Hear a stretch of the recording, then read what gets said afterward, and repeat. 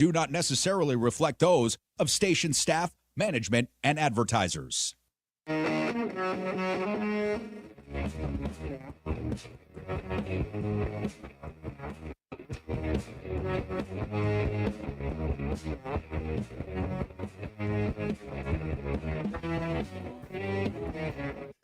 Coming to your live on a big Friday. It is Pushing the Limits here live from our fabulous Las Vegas, Nevada studios at KSHB. You can find us streaming all over the World Wide Web, whether it's the YouTube channel for PTL Vegas, whether it's Washington Press, whether it's Twitch and beyond. Of course, the Occupy Democrats Facebook page, a ton of engagement over there as well, too.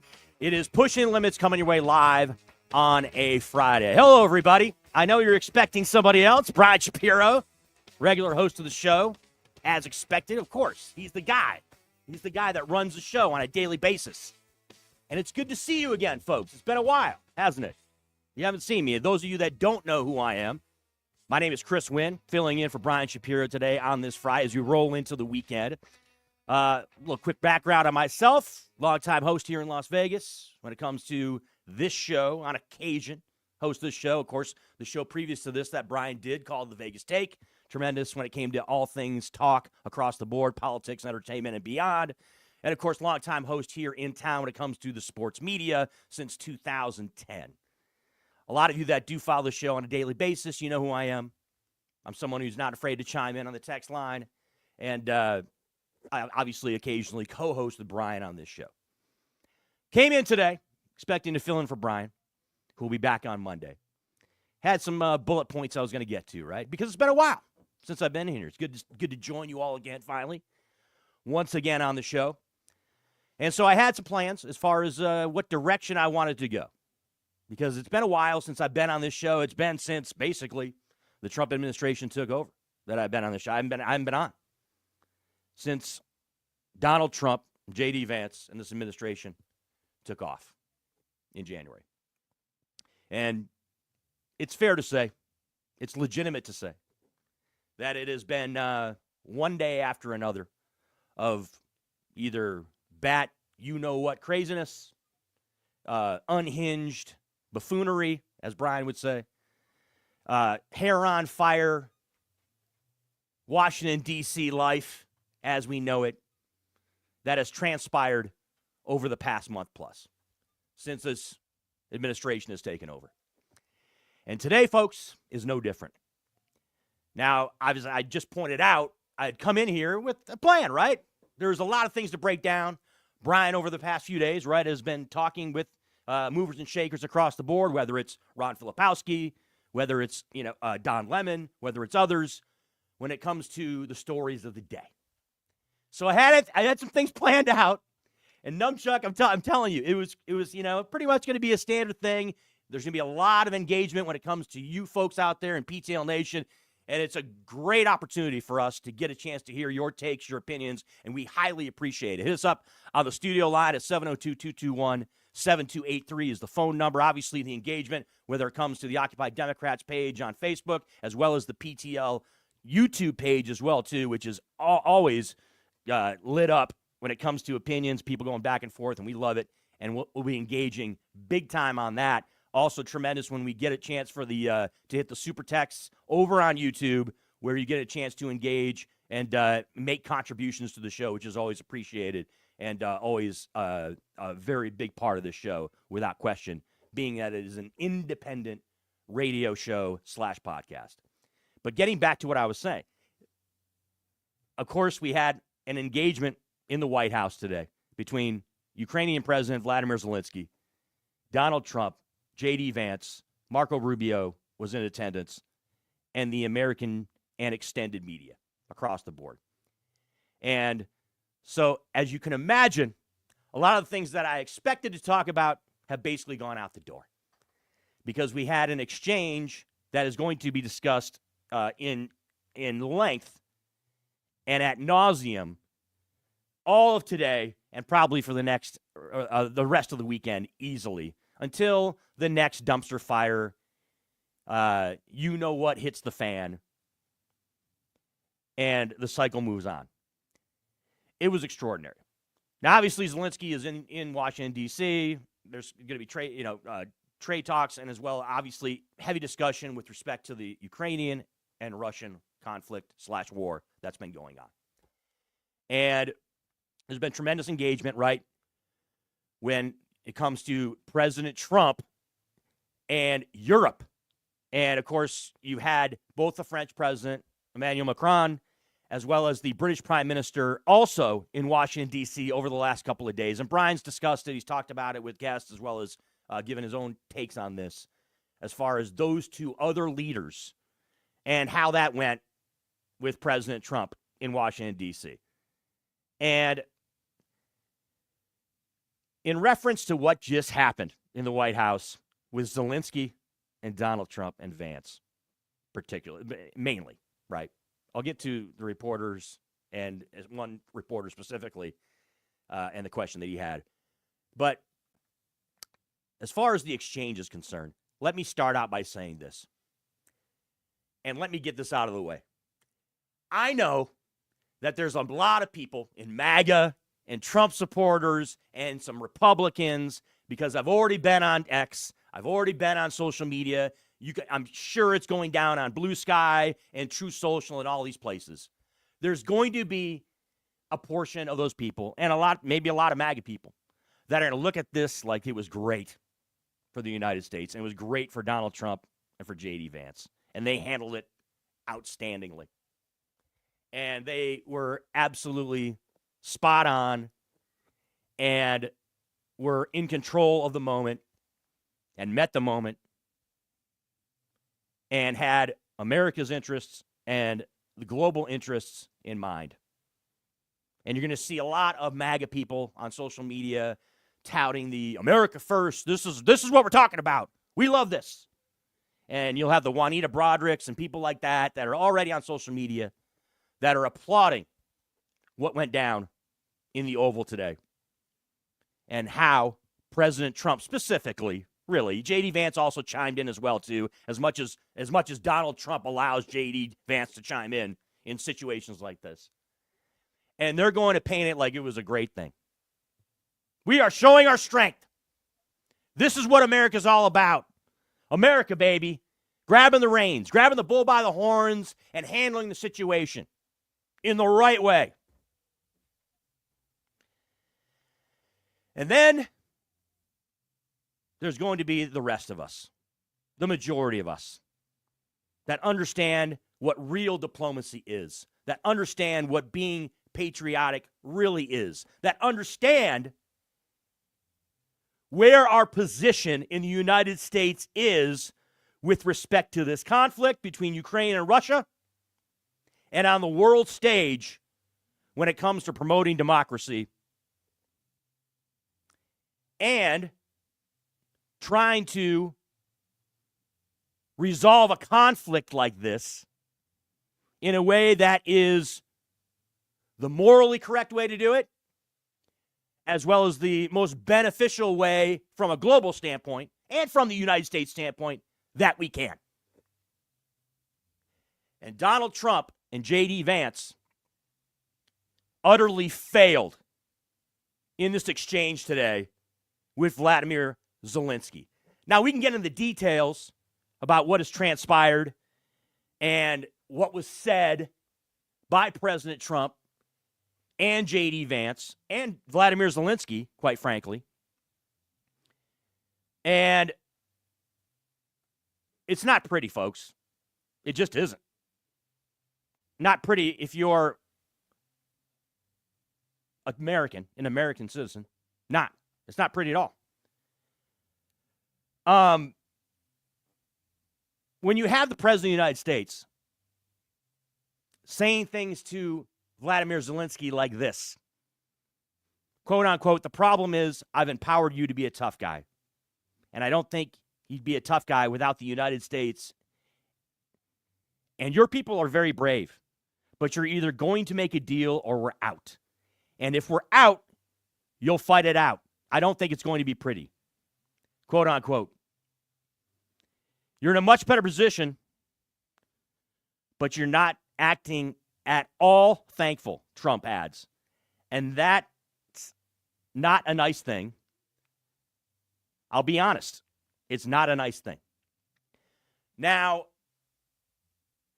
and by the way, full disclosure, Ron Filipowski, who was a guest on this show yesterday, right, who's essentially, myself and Ron are in sync when it comes to our political views, when it comes to our outlook on this administration, when it comes to all things politics, all right? For those of you out there that watch PTL on a daily basis that don't know who I am somebody who's going to, if you want to make a comparison to myself and Brian Shapiro, Brian is more independent, leans left when it comes to his politics, definitely doesn't like Donald Trump. He's not a Donald Trump guy. But I'm more of a traditional left-wing liberal Democrat who is absolutely left of Brian. As left of Brian as you can be, right? Now, that's not a insult by any stretch to Shap. I'm just talking about how the differences between as far as our political positions.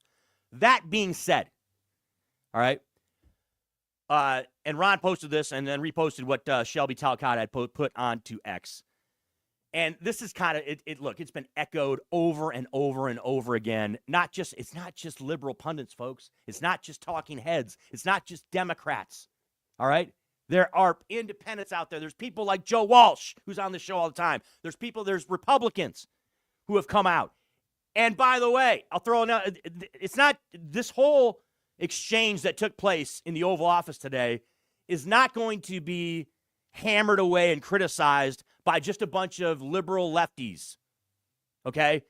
There already is right-wing leaning people that are on the right side of the Ukraine-Russia situation that take the position that we should be taking, that we are trying to protect a democracy, that we are on the side of the country that was invaded, the sovereign nation that was invaded in this situation.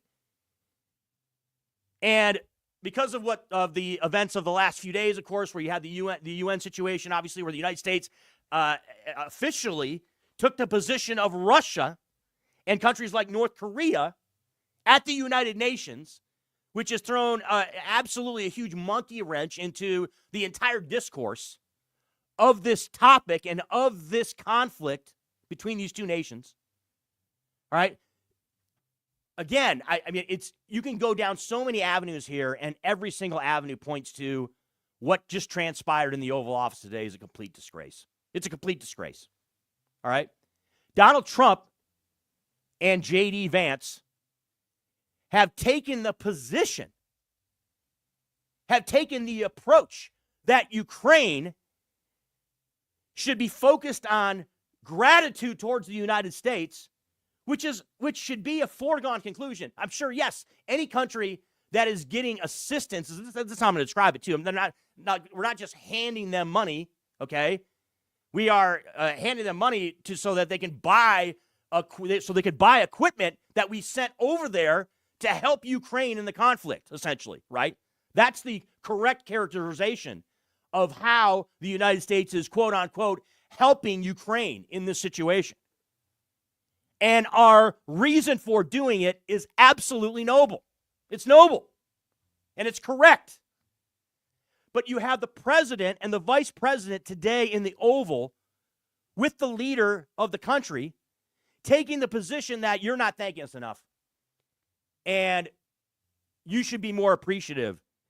And your ass would be wiped out and your country's ass would be gone if we didn't help you. And mind you, again, this is a false premise that the United States is the only one doing it, because Europe has actually factually accurately made more of a contribution from a financial standpoint and a logistics standpoint than the United States has. All right? And President Trump has lied about that continuously as well, too. Just lying off the cuff about that, left and right. I can't even begin. Look, people like myself and Brian, right, and a lot of us blowhard talk show hosts out there, because those of you that know who I am, I like to talk. I'm loud. I'm opinionated. I'm going to come at you. I'm boisterous. Okay, I get it. But even situations like what happened today in this exchange between those men leaves me at a loss for words at times. It really does. And it makes me disheartened and discouraged at points because it just makes me understand the reality that people just don't know what they're doing. People are incompetent when it comes to diplomacy. People do not understand the separation of fact and fiction, which was a topic that I was going to get into on this show, and I might still have an opportunity to because it does tie into the media and how the media is going to handle this entire situation, and how the media, quite frankly, over the first month plus of this administration has handled all things across the board from a factual standpoint, right? And how media's changed. And I've gotten into this many times with Brian co-hosting the show, and also when I've hosted it myself. I've gone on my diatribes when it comes to the American media specifically and how it has changed since 2015 fundamentally. It's just different. And it's going to be raising its head in this situation too, because you're going to see the reflections of all things media across the board. But getting back to this exchange, the approach that Trump and Vance took is just ridiculous, utterly pathetic, and wrong in how they address the situation. So Numchuck, obviously, this is something that was fluid because right before the show, all of this took place. And this is coming on the heels of another appearance of the press secretary for the Trump administration, the sorority girl who gets on her high horse and gets all sanctimonious, and, her Friday appearance at the podium in front of the media where she starts, where literally, folks, we need to have a fact checker on staff, almost like a hearing impaired person, right? That's in the window on television, in the video, that can break down everything that Caroline Leavitt says at the podium and what's factually accurate and what's not. Because it is just a complete clown show on a appearance basis whenever she heads up to the podium, and the White House press team, all right, not the press corps, not the press pool, the Caroline Leavitt-led press team, the sorority girl-led press team, where she goes up there and just starts babbling nonsense upon nonsense upon nonsense, and then might toss in a fact every now and then, demonizing migrants, in between demonizing migrants and talking about how, Donald Trump, our dear leader, is doing everything right and is spot on when it comes to everything, how he's handling everything, and every situation is everything's hunky-dory in the country, everything's going in the right direction, even though food is through the roof. You got planes running into each other in the skies. You got all this stuff going on that is absolutely negative. Fires burning all over the world. Outbreaks of people, a child dying in Texas for the first time in a decade from an ailment that was essentially eradicated back in 2000 because of vaccines. You got all this stuff going on, and then this press conference, Numchuck and PTL Nation hits today. And now we have some audio. We're going to have Numchuck run some of this stuff, and then we can get some reactions. Once again, the phone line is 702-221-7283. This is going to be a phone call, message board heavy show, folks, because it's Chris Wynn in for Brian Shapiro on PTL, and the you-know-what has hit the fan when it comes to Washington, D.C., once again, when it comes to a meeting between world leaders. And that's what transpired today, earlier on, from the Oval Office. I'm talking about the kind of diplomacy that's going to end the destruction of your country. Yes, but if you are Mr. not President, strong... Mr. President, with respect, I think it's disrespectful for you to come into the Oval Office and try to litigate this in front of the American media. Right now, you guys are going around and forcing conscripts to the front lines because you have manpower problems. You should be thanking the president for trying to bring an end to this conflict. Have you ever been to Ukraine that you say what problems we have? I have been to. Come once. I've actually watched and seen the stories, and I know what happens is you bring them on a propaganda tour, Mr. President. Do you disagree that you've had problems bringing people into your military? We have problems. And do you think that it's respectful to come to the Oval Office of the United States of America and attack the administration that is trying to prevent the destruction of your country? A lot of questions. Let's start from the beginning. Sure. First of all, during the war, everybody has problems. Even you, but you have nice ocean and don't feel now, but you will feel it in the future. God bless. You don't know that. God bless. You don't God know bless. that. You will not have a war. Don't tell us what we're going to feel. We're trying to solve a problem. Don't tell us what we're going to feel. I'm not telling you. Because I'm you're in no answering on this position to question. dictate that. That's Remember exactly this. what you're doing. You're in no position to dictate what we're going to feel. We're going to feel very you will good. Feel influence. We're going to feel very I'm good and telling very you, strong. You will feel influence. You're right now not in a very good position. You've allowed yourself to be in a very bad position, and he happens to be right about it. From the very beginning of the war. You're not Mr. in a Brown, good position. You don't have the cards right now. With us, you start having not playing cards. cards. But right now, you don't. I'm Yeah, very you're playing serious, cards. Mr. President. You're I'm playing very cards. serious. You're I'm gambling the with the president lives in of war. millions of people. You think- You're gambling with World War III. what are you You're thinking gambling about? with What are you World thinking War III. And what you're doing is very disrespectful to the country, this country. That's with back all to respect to you. your Far country. more than a lot of people said wearing they respect. should have. Have you said thank you once? A lot of times. No, in this Even entire meeting, today. you said thank Even you. today. You went to Pennsylvania and campaigned for the opposition in October. Offer some words of appreciation for the United States what of are you speaking America about? and the president who's trying to save your country. So, unbelievable. Flat out astonishing watching that just complete debacle. Again, I go back to this. The approach is wrong. The mindset is wrong, JD and Donnie. It's not about him thanking us. It's not about him lauding praise on the United States. Yes, obviously, Ukraine is appreciative of countries like the United States having their back, or as I should correctly say, used to having their back. They used to. Donald Trump and J.D. Vance in that exchange just absolutely pointed out that they do not support them. So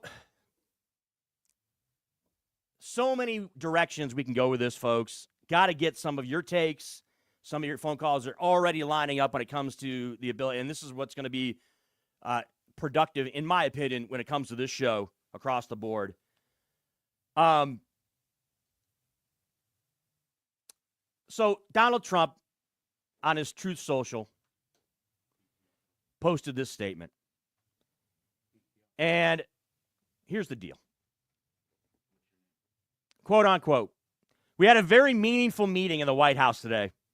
Much was learned that could never be understood without conversation under such fire and pressure. It's amazing what comes out through emotion, and I have determined that President Zelenskyy is not ready for peace if America is involved, because he feels our involvement gives him a big advantage in negotiations. I don't want advantage, I want peace. He disrespected the United States of America.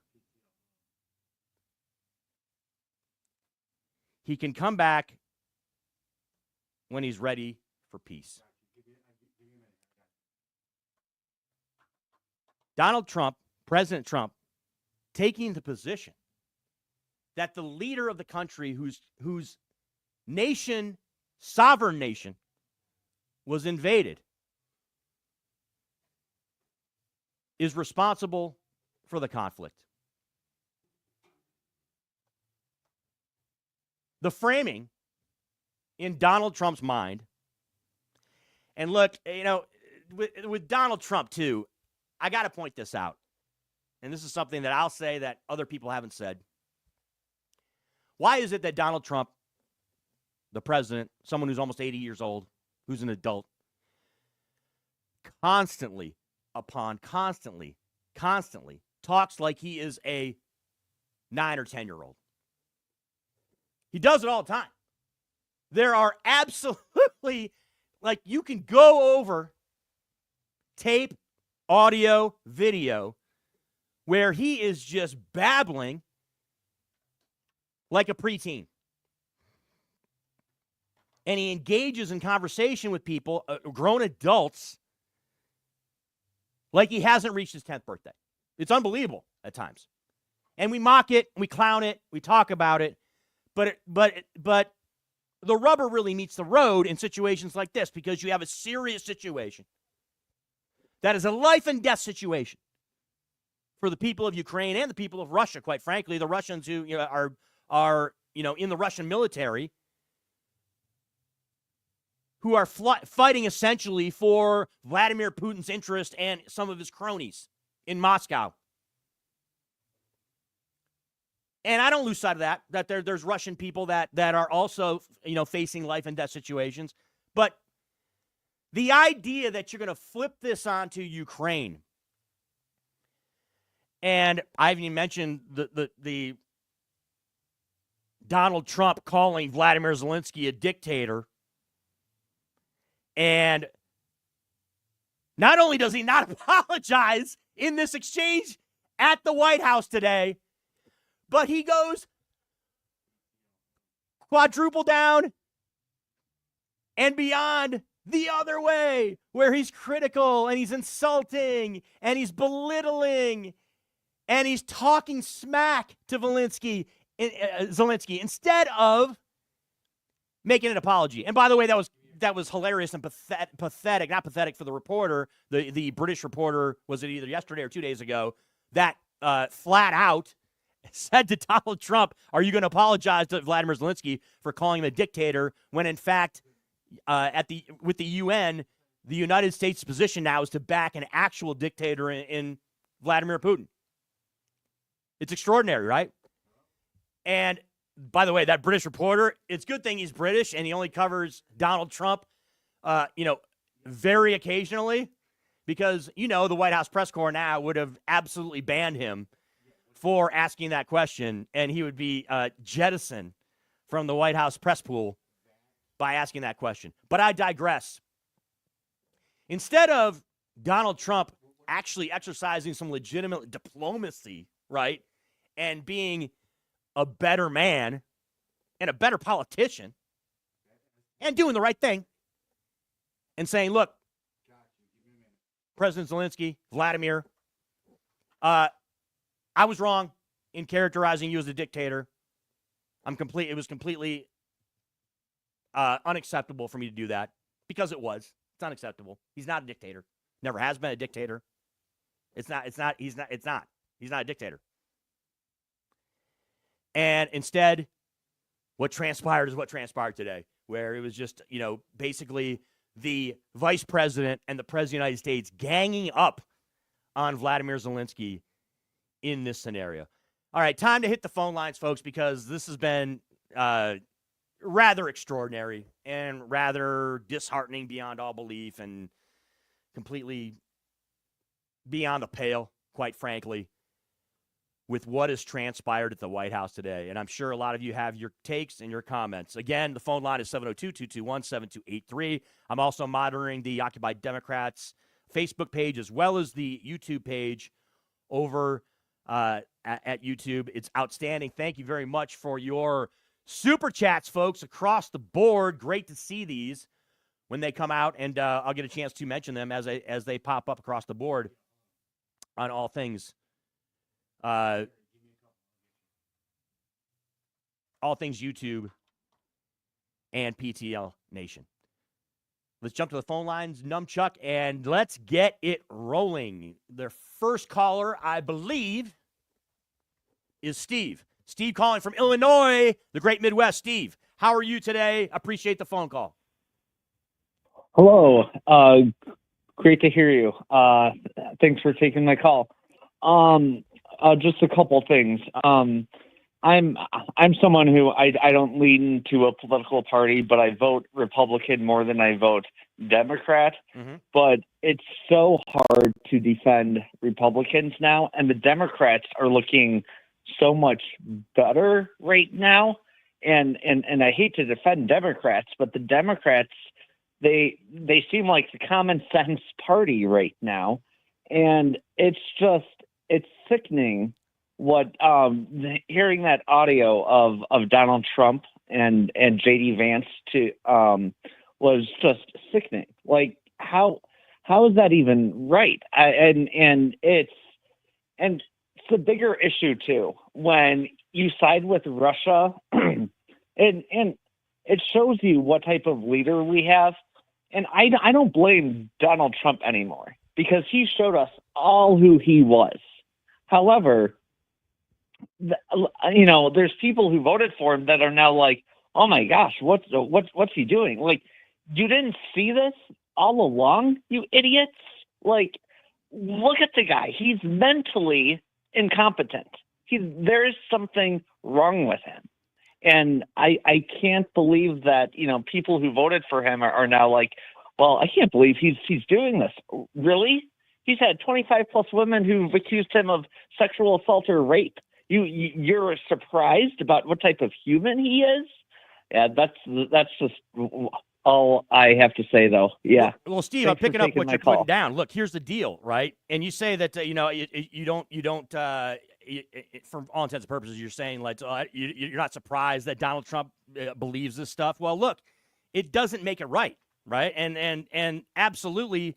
And we can do the same thing that Republicans did for 4 years, right, when it came to Joe Biden. Well, really for like 3 years, because the first year they kind of left it alone. The whole Joe Biden is old, Joe Biden is senile, Joe Biden needs to be in an old folks' home, kind of thing. But for the last 3 years of Joe Biden's presidency, it was Joe Biden doesn't know where he is, right? Joe Biden's not running the country. Joe Biden's not the commander in chief. Everybody else is running it besides Joe. He doesn't know what he's doing. He's mentally he's cognitively declined beyond all belief, right? So we can do that, and look, and I'm not a doctor, I'm not a medical professional, so I'm not going to sit here and start talking about Donald Trump, how he's lost it. But we can just be real people, right, Steve? We can be real people and listen to what he says and how he talks. I just mentioned it 3 minutes ago, right, Steve? He talks like he is a preteen.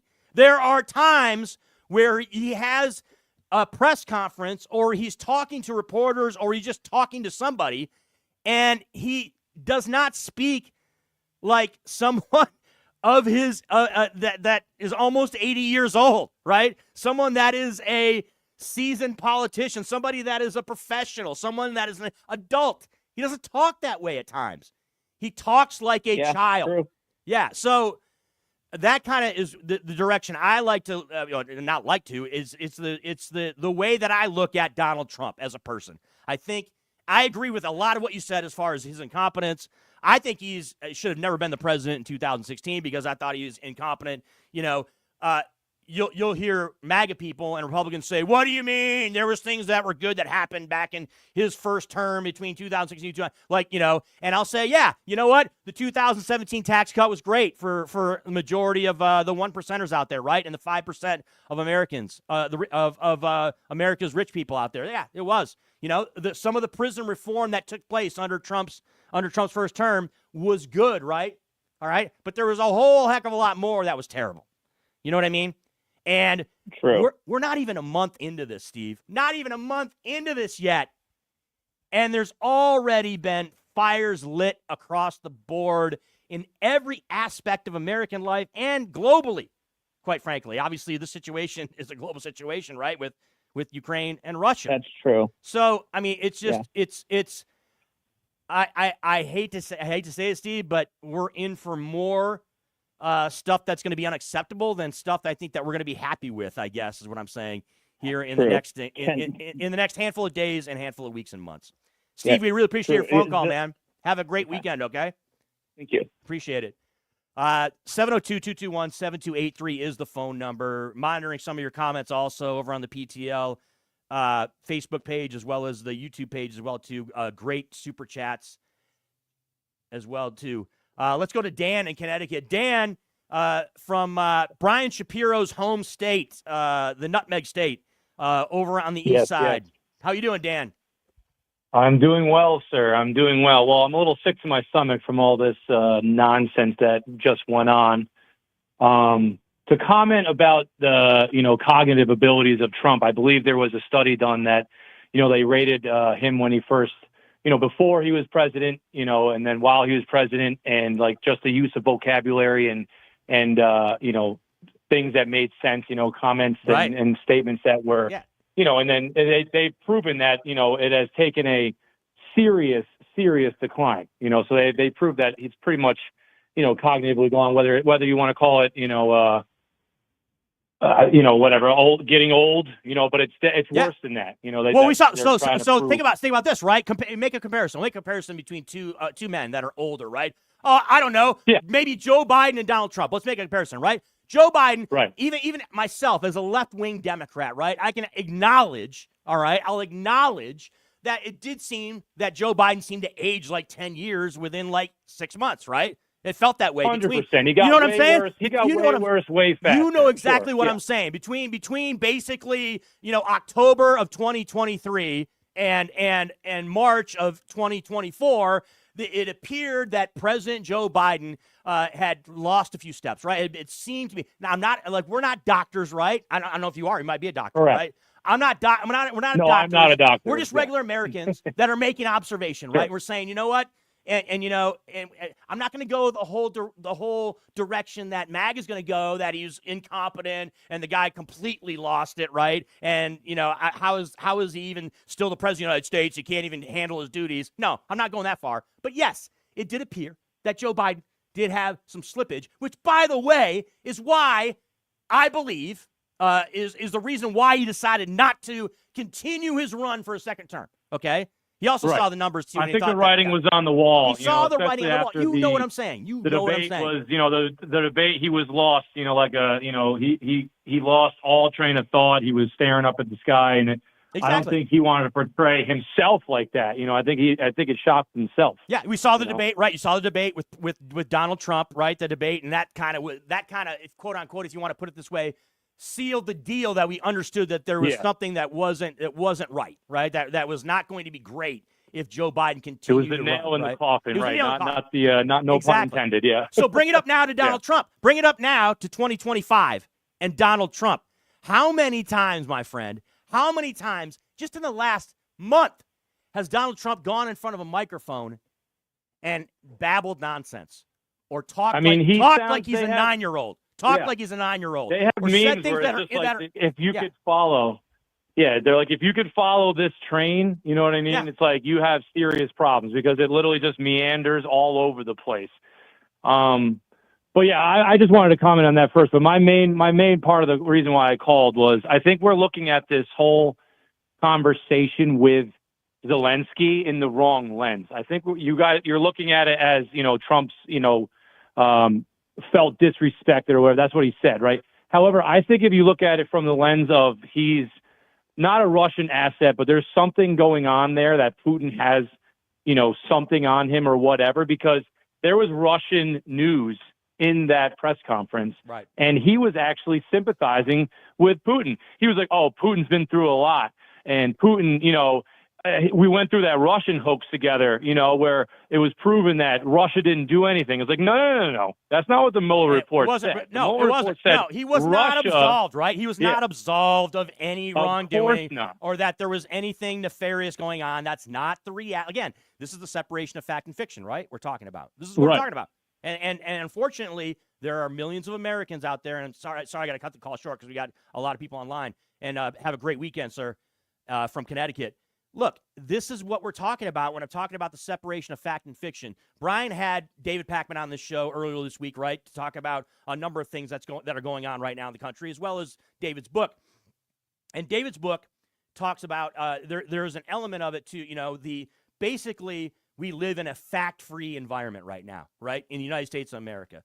There is millions of Americans out there that believe things that are complete lies to be true. Millions of Americans out there, all right? And I'm not talking about left-wingers. I'm not talking about Democrats, okay? Because every time I confront somebody, and I do, and it happens all the time here in Las Vegas, when I talk to MAGA people, when I talk to Republicans, and even when I talk to people that consider themselves independents, but they lean right, there's this false equivalency out there that, oh yeah, I don't know why you lefties are complaining. You left-wing people and you left-wing politicians, you Democrats lie just as much as Donald Trump does and Republicans do. No, okay? No. The facts would not spell that out. That's not true. That's complete BS, all right? Are there Democrats out there that have lied? Absolutely, 100%, all right? But the idea that you're going to create some false equivalency when every single day, and I'm not even exaggerating, every single day, almost every other sentence, sometimes every sentence, our president of the United States, Donald Trump, lies on the regular. I mean, we're talking about lies upon lies upon lies. And then there's people around him that also lie as well, too, whether it's J.D. Vance, whether it's Marjorie Taylor Greene, whether it's you name the Republican. Okay, I'm not going to go through the entire list of all the Republicans for all you detail-oriented people out there that want to split hairs and want to get in the weeds. Well, who else? Who else you're talking about? It is a documented fact that all things surrounding Trump and Donald Trump himself are not afraid to lie on a regular basis. He is a prolific, unbelievable, heavyweight champion of liars when it comes to United States presidents in the history of the office and, quite frankly, in the history of politics. It's just a fact, all right? 702-221-7283 is the phone number. We're talking about this exchange between President Zelenskyy, President Donald Trump, and J.D. Vance, as well as Marco Rubio. By the way, fascinating to see a freeze frame of Marco Rubio and J.D. Vance sitting on the couch, by the way, which adds a little irony to it. J.D. Vance sitting on a couch. But you see J.D. Vance all, propping himself up, and then you see Marco Rubio with his arms crossed, sitting there like he can't believe what he's hearing and how this approach is taking place, and that this is actually going down in the Oval Office. It was pretty much disgusting and disgraceful. 702-221-7283. Let's go to, are we going to go to Terry in Maryland? Terry is joining us live from the East Coast as well, too. Terry, we appreciate the phone call. How are you? I'm fine, Chris. How are you? I'm doing great. Just a couple things. I am sitting here still processing and trying to deconstruct in my brain what I saw today. It's unbelievable, right? Unbelievable. Absolutely unbelievable. Yeah. Number one, J.D. Vance acts like a sports dad who's yelling at the umpire because, his little kid struck out. Yeah. And it's like, what are you trying to just protect Donald Trump and all of his lies and everything that he, really, he's nauseating to no end. And this whole little comment of don't dictate how we're feeling. I mean, right. You really like to use that word a lot, don't you? Here's the deal, right? It's I talked about the approach, right? It's the approach and the mindset, right? That just blows our minds. A decent Americans, and it shouldn't even be about Republican or Democrat. It's just watching that exchange, right? And knowing the facts. Right? Knowing the facts, Terry. Definitely. Of the situation. Definitely. And that's how you're going to handle it if you're J.D. Vance and you're Donald Trump. That's why all of us are stunned and talking about this, how it is just unbelievably pathetic and disgusting that these are the individuals that represent us as United States citizens and Americans, right? They are absolutely unfit to be in the office of the presidency. They are just totally unfit. And to think you're going to take the approach that this approach that Ukraine is the one that are at fault. You know what I mean, Terry? Like Ukraine. Exactly. It is a total outrage. It's just outrageous. Unbelievable. And now you know what's going to happen, right, Terry? Here in the next couple of days, you're going to have these right-wing pseudo, I don't call them even legitimate media outlets. They're just right-wing outlets that are going to try to twist and turn and try to make this out to be something that it wasn't. Terry, I don't know about you. I'm all over social media, right? So right after this all went down, before I came in to do the show, I'm bouncing around X, bouncing around social media, and there's already MAGA and people that are saying, you go, Donnie, you go, JD, put Vladimir in his place, right? Like, it's like, what is wrong with you people? I just don't get it. I can't, and I know I can go on a diatribe for days, right, Terry? But this is just, it's just astounding. That we even have to address this stuff. You know, like we have to address it. This is just incomprehensible to me. So I'm going to ask you a question, Chris, before I go get myself an adult beverage, because I'm going to need one after today. How long do you think Marco Rubio is going to be Secretary of State? I would say, well, look, given our past, right, and given the approach that Donald Trump takes when it comes to all things his cabinet and people that he surrounds himself with, if there isn't some capitulation, right, from Marco Rubio, if there isn't a number of scenarios in which he bends down and kisses the feet of Donald Trump, right, and does it, then it's going to be very short-lived. I mean, look, it's Donald Trump. I mean, we've seen this. We've seen this movie before, right?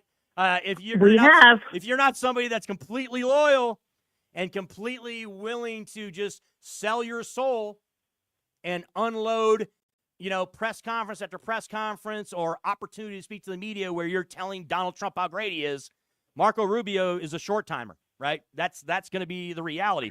I don't know exactly, what month it's going to be. I don't know exactly when it's going to be, right? But it's going to happen. Right. He's going to be out the door. So I would agree. Yeah. Well, thanks for taking my call today, Chris. I really appreciate it. Have a great weekend, okay? Enjoy yourself there in Maryland. Thank you. You too. 702-221-7283. The phone line's jammed up, folks, and it's a great thing. Always great to have your takes and your opinions as we roll through hour one here of PTL. Let's head back to Maryland, right? And Pat joins us now on the line. Pat, thank you very much for your phone call here to PTL. How are you doing today? Do we have Pat? Hello? Pat. Yeah. We can hear you. Do you hear us? Yes, I can hear you. How are things going there? Very good. I'm right outside of I work in D.C., and I could not believe what I was seeing while I was sitting at my desk at work. Yeah, there's a lot of shock, right? Surprise and just awe of what went down. And not in a good way, right? Not in a good way. I saw kids on the playground being bullies to Zelenskyy. Absolutely. No question about it. That's what they act like. Yeah. Just like a bunch of bullies. Yeah. And and think about this. And this is another thing too, right? Like Donald Trump acts like he's this tough guy. Donald Trump's not a tough guy. Yeah. All right. He's not. Yeah. Just because you're loud, and look, I know something about being loud because I am. I'm a loud guy, right? I'm someone who, is not afraid to be boisterous and out there. Right. And in your face. But the idea that Donald Trump is some tough guy, give me a break. Right, exactly. He needs to go and find a few more words. His vocabulary drives me crazy. His second grade vocabulary drives me crazy. Yeah, I don't know if you've been listening to the show here the last 15, 20 minutes, but we've been talking about this. How, Donald Trump is very juvenile, right? When it comes to his approaches in many situations. Irks me. Yes. It irks me. I kid you not. I cannot stand to hear that man talk because his little bit of words drive me crazy.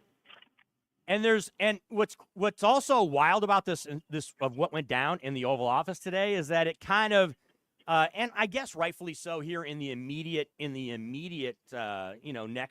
next 24 hours, it overshadows a lot of the stuff going on, right? Doesn't it? When it comes to around the country, right. There's a lot of stuff that is just not good that's going on around the country. It's like you get up every day and you don't know what's going to happen next. Exactly. It's what and look, Steve Bannon, who is a disgrace himself, who is a felon, who's was pardoned by Donald Trump, and who but still is in Trump's camp very much so.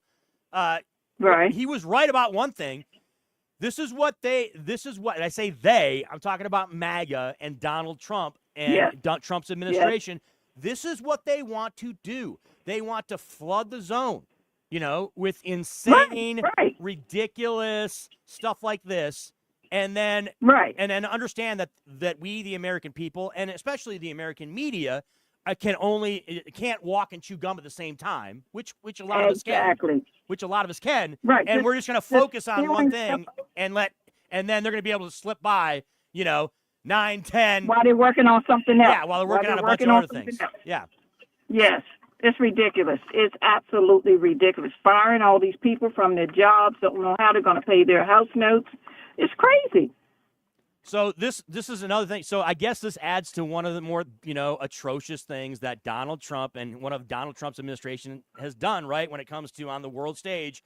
We saw it back in Helsinki, right, for the first term. We saw it with what transpired with the United Nations, with the United States taking the side of Russia and countries like North Korea instead of taking the side of what the country has been taking for the last, almost 4 years of this conflict, right, that has taken place, where we've taken Ukraine's side, and rightfully so. Right. And then he sits up there and talks about, oh, well, Obama this and Biden this. Hey, you are in charge. Stop talking about Obama and Biden. Yeah, it's been a month, right? And thank you. Correct me if I'm wrong, but he started saying we knew this was all nonsense. This was all BS, when he said that you would be able to fix 4 or 5 things on day one, right? When he had those quotes. We all knew that was garbage. But exactly. It's been now over a month. And none of this stuff has been solved. And in fact, thank you. And in fact, it's gotten worse, hasn't it? It's gotten worse. Exactly. You're paying more. Exactly. For your groceries. Oh, it just drives me crazy. Inflation has it gone drives up, me. Right? Stuff has gotten worse. So, that's kind of the way it is. We appreciate the phone call. Have a great weekend. And we appreciate it very much. 702-221-7283. Let's go to JD. JD joins us here on Pushing Limits. JD, we appreciate the phone call. What's going on? Well, I missed you, first of all. I was wondering and concerned. I haven't heard you for months. No, it's all good. Maybe... Hey, JD, it's Shap's show. It's B Shap's show. So, I took some time. I bowed out. I'm like, hey, I know, you know me. I'm opinionated. I like to go. I'm kind of an alpha, just like Shap is. So when you get the two of us, yeah. So it was time for. I thought you might have had a falling out. No. What? We're good. I'm on the show right now hosting it. So, yeah, we're good. First of all, I have to correct you. Trump is 78 years old, and he's not 80. I said heading towards 80. I think you said he's go back and check almost the tape, 80. Almost 80. Okay, so that's 2 years. 80, right? Is when you're 78 and 80. That's wait, time out. JD. And by the way, you're up there, right, JD? You're right up in the neighborhood. Right? I was 80 in last October. So you don't think 78 is getting close to 80? It's a couple of years, right? Especially when you're that age. Yeah, right? that's what I just said. Okay, it's close to 80, but it's 2 years. And second, he's been in office now for 28 days. So roughly a month. Well, a month if you want to talk about February. No, February 28 days. He's been in office for a month and 8 days. Okay. Yeah. He was the 20th to the 20th, and today's the 28th. Just had to correct Sounds good. those little things. And but I got JD. I gotta get your take on what just transpired today in the Oval Office. I gotta get your opinion, okay? Because you're a conservative, right? You're a right winger.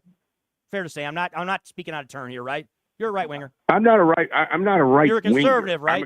You're a conservative. I'm a William F. Buckley type conservative. Okay, so you're a conservative. If you know who William F. Buckley was, I do.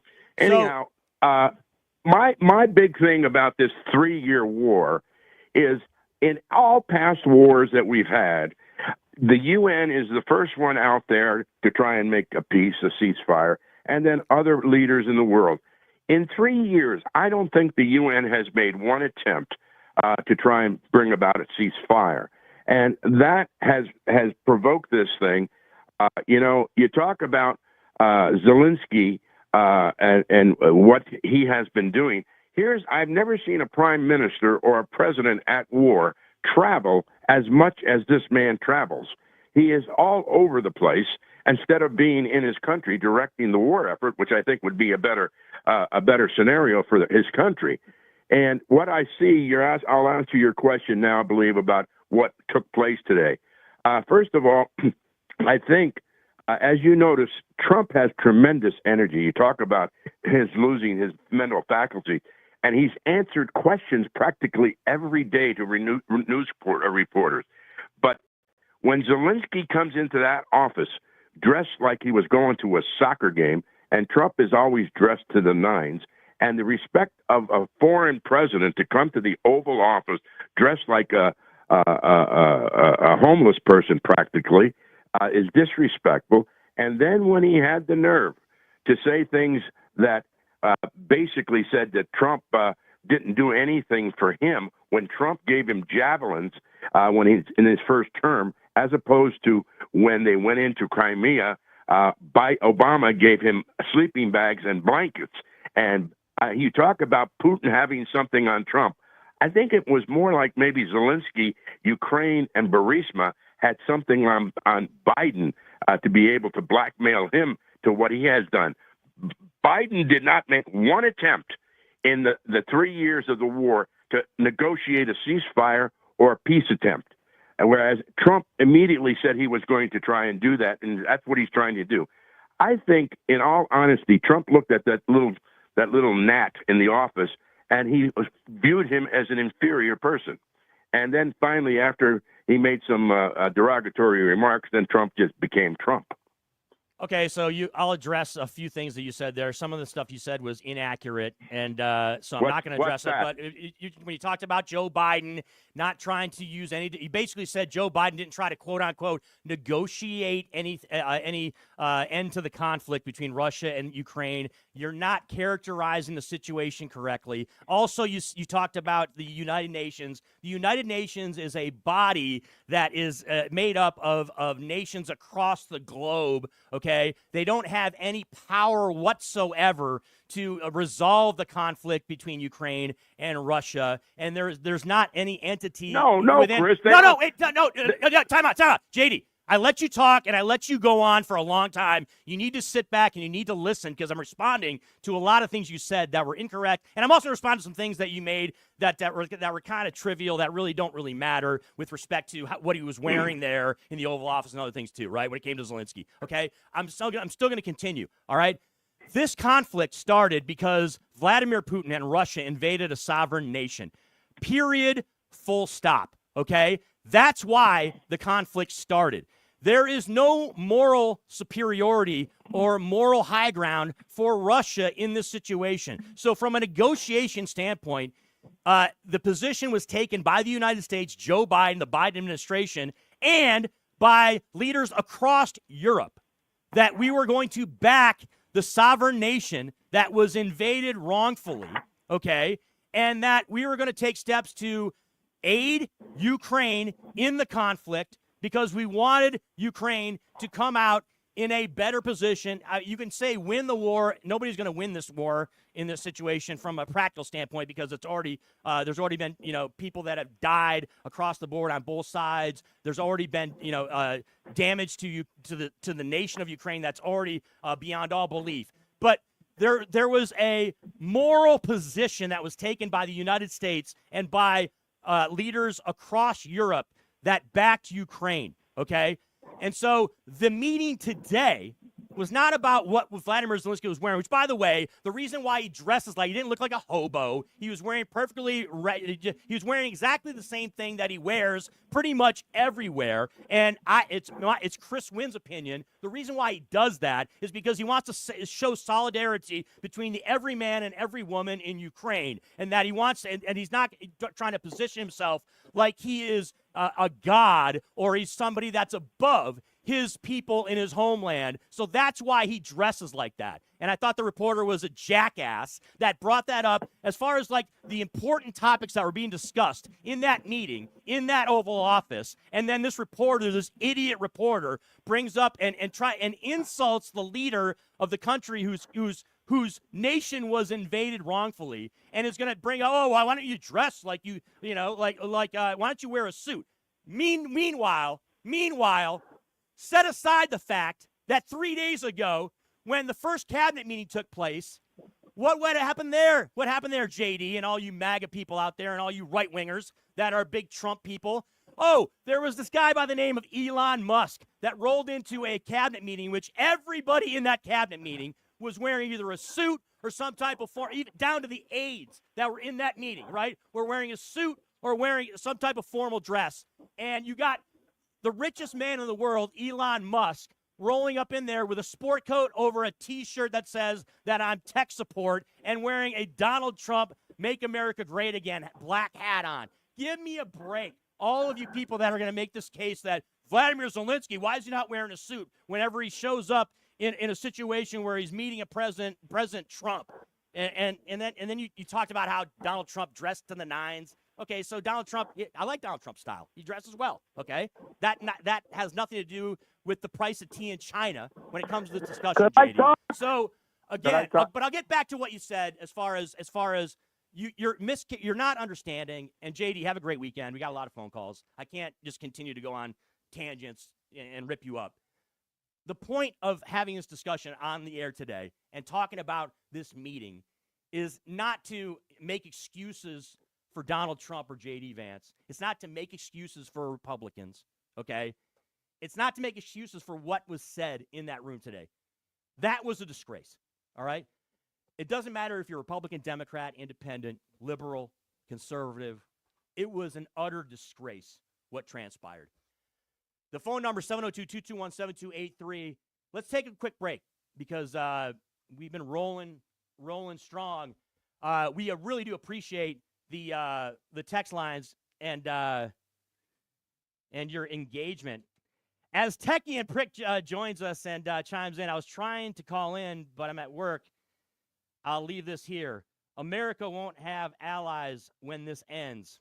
We have sold out everyone for our interests. Zelenskyy deserves respect for his work and sacrifices. Shame on Trump. I couldn't put it better, Numchuck and PTL Nation. Unbelievable what's transpired. Hit us up on the text line, folks. We love the engagement across the board, whether it's the Occupy Democrats Facebook page, whether it's the YouTube page for PTL as well. The Super Chat's outstanding, an opportunity for you to contribute to all things PTL Nation. Make sure you hit to the website as well, too, folks, ptlnation.net, where pushingthelimits.net, where you can get all types of PTL swag across the board. You can subscribe to the newsletter and beyond. It's the top of the hour, so let's head into hour number 2, folks. We're talking about the meeting between Zelenskyy, Trump, and J.D. Vance and others at the Oval Office and much more that has come on as we get set to roll into another weekend here in the good old U.S. of A. I'm Chris Wynn in for Brian Shapiro here. It's Pushing the Limits coming your way on a Friday from the studios of KSHP and all over the World Wide Web with PTL Vegas. Hey, everybody. Are you struggling to find a pizza place that reminds you of Brooklyn? That true blue New York style pie? Well, worry no more. Stallone's Italian Eatery Pizza is a knockout. We're located at 467 East Silverado Ranch Boulevard, just off of Premier Road, half a mile east of South Point Casino, just minutes from the Las Vegas Strip. Come by and grab a slice of pie. Plus, check out our Brooklyn-inspired Italian cuisine. Our sandwiches are super. Hero, that is. Because why be a sub when you can be a hero? Stallone's Italian Eatery is here to serve you phenomenal food, Vegas. Forget about it.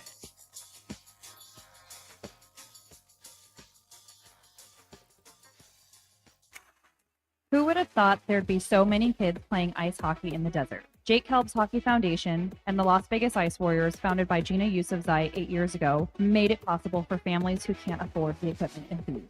Donate today at www.hockeyforkids.org and help us continue making a difference.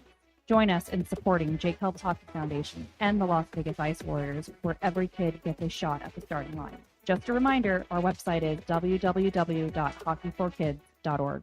Have you ever dreamed of having your own radio show or a podcast, but just didn't think it was possible? Well, dreams can come true. Radio U. Radio U is a 5-day course that'll teach you how to acquire your dream show. We'll teach you how to host, how to write commercials, how to interview, how to market, how to write a contract, and most importantly, how to monetize your dream radio show. You'll learn from some of the best in the business with over 75 years in broadcast experience. You'll learn from people like me. And the best part? Every single student will be live on the radio as part of the class. Plus, one student from each class will get their very own radio show. You'll be live on the air right here in Las Vegas. Radio U. The 5-day course is being offered at $699. For more information, give Radio U a call. 702-763-5024. That's 702-763-5024. Or check them out at RadioYOU101.com.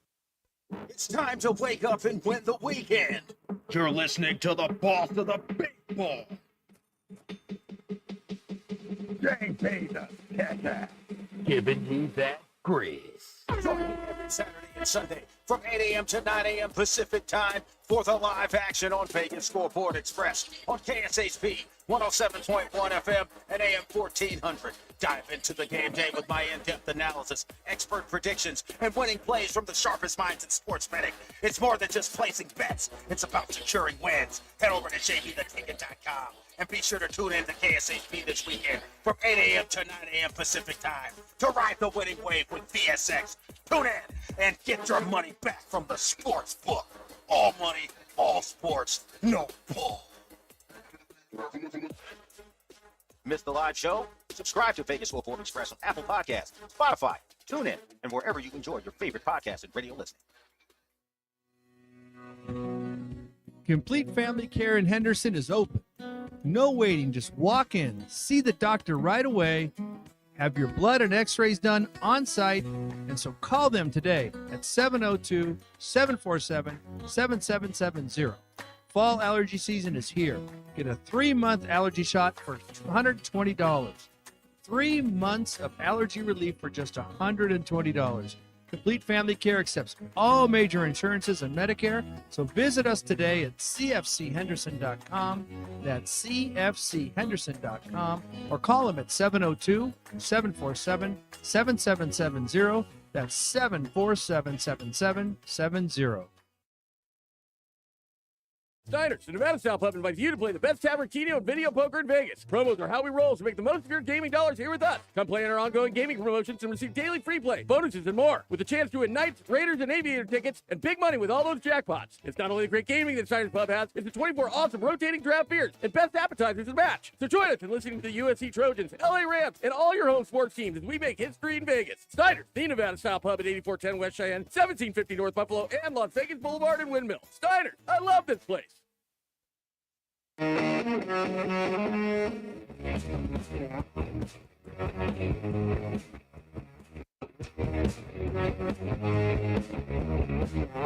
Pushing limits, rolling strong on a Friday. Chris Wynn in for Brian Shapiro here from our Las Vegas studios. Great to have the engagement. You can tune us in across the board, folks, whether it's on KSHP here in Las Vegas, 107.1 FM, as well as 1400 AM. You can find us also on the KSHP webpage. You can find us across the board, whether it's Twitch, whether it's Brian Shapiro's personal TikTok page. You can also find us on the Occupy Democrats Facebook page, as well as the Pushing the Limits YouTube page. And the engagement, when it comes to the YouTube page, is tremendous. When it comes to your contributions also on the Super Chat, it's always greatly appreciated. The phone line, 702-221-7283. We've been talking, of course, about the exchange today between President Zelenskyy, President Trump, and Vice President J.D. Vance, along with Marco Rubio, was in the room, as well as a number of the press corps and beyond. There's been reaction, of course, as you can imagine, across the board on social media, and it's been rampant. I came on the show just filling in today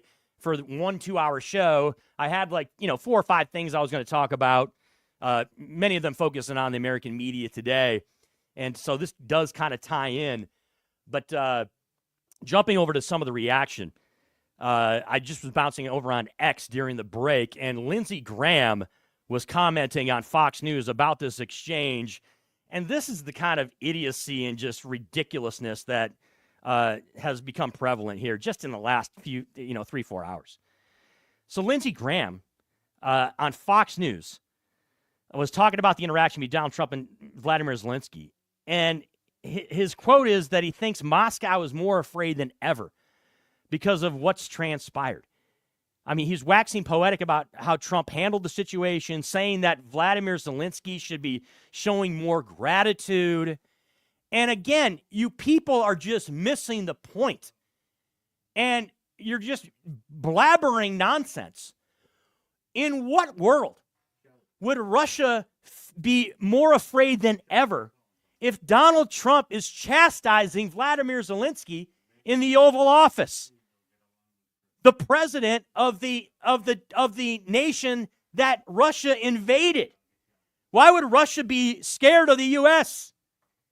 And I guess Lindsey Graham's, his whole approach and his whole thought process is that, well, yeah, because he's talking smack, because he's chastising Zelenskyy, that makes us look stronger. That makes America look stronger. What are you talking about? It doesn't in any way, shape, or form. This is the kind of stuff we're going to have to deal with for the next few days, folks. Because it's Friday, we're going into the weekend. Yeah, we're going to talk about a lot of other things throughout the next few days, Saturday, Sunday, Monday, because I guarantee the Trump administration and Trump himself are going to do and say things that are off the wall, bat-you-know-what, wild. But, I mean, you got to be kidding me with some of these responses and some of the outlooks and the mindset and the viewpoints that these people have. When I'm talking about these people, I'm talking about Republicans like Lindsey Graham and others. It's unbelievable. 702-221-7283 is the phone number. Let's jump out back to the phone lines again. Pat joins us from Maryland as well, too. Pat, we appreciate the phone call. How are you? Hey, but it's Minnesota. Oh, Minnesota. I'm sorry. I am terrible with initials, especially M initials, because I'm a Michigan guy. So I should know that. I should know when MN, the initials MN mean Minnesota. I apologize. How are you today from the great state of Minnesota? I'm doing good, thanks. So first off, I'm kind of going to go off topic, but as far as the meeting today in the Oval Office, I thought it was atrocious. Mm-hmm. I think we have to remember Zelenskyy and Ukraine are our allies, and it's just horrible. But my main reason of calling is I'm on Occupy Democrats. Yes. And looking at some of the comments from people, it's repulsive. Well, you know the deal, right? You know why. Because, look, I engage, like you, I engage on the threads all the time. And here's the situation. You're going to get the trolls that come in there, right? You're going to get the MAGA people that are in there that want to instigate, that want to just have the back and forth, and look, I guilty as charged. I'm someone that likes to have interactions, right? I like to get into it a little bit. I like to mix it up with the folks every now and then. So I kind of get it, and I understand what you're saying. Yeah, there's people in there that are going to say things that are atrocious. They're going to say things that are abhorrent. They're going to say things. They're going to have a viewpoint that's absurd, right? And that's kind of par for the course. But that's the world we live in, right? Isn't that the world we live in right now, where there's an instant gratification, where you have an opportunity. Everybody's got a voice, right? But the problem is that some people maybe shouldn't have a voice as much because they'll say things that are completely crazy, right? Right. Well, no, I think everybody should have a voice. Yeah. But for decades, forever, people, you can disagree on policies, but be civil. Some of the comments are so degrading and just atrocious, and that's what I just don't like in this world right now.